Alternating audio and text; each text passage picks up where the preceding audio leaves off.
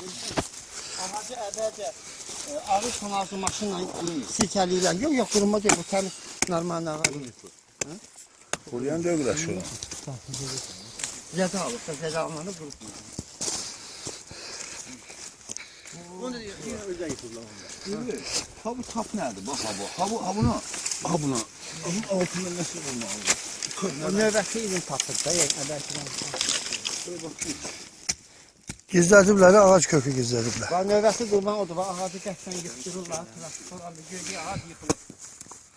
Yıxılan ağacı axlaşdırılmalıdır. Heç bir kənd sakinə xəbəri yoxdur gizli şəkildə.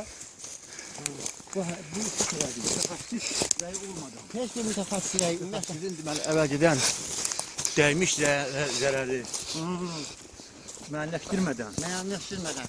Gəlir, küplər bir şəkildə ağac əlbəttə özlərin marağına. Deməli, orada gidən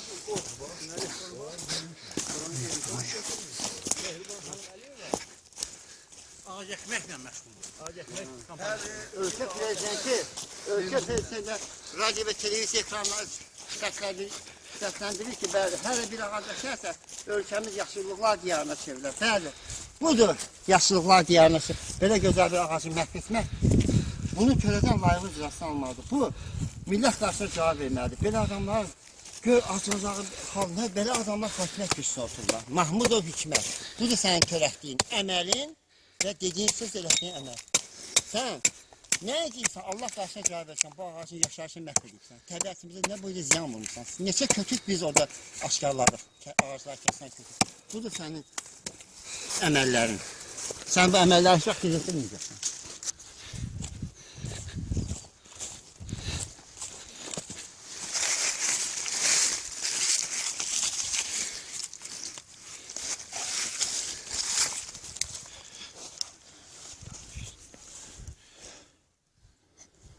Görürsən, heç bir qüsuru olmayan ağac.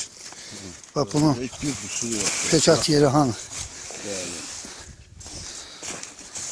Bələdiyyə heç axlaşdırmayıblar mütəxəssis tərəfindən. Heç mütəxəssis tərəfindən bunun peçatı dibində heç bir nəyi yox. Amma o var ki, soyğuramdır. Əlbəttə ki, Yaşlığa münasibət budur bizdə.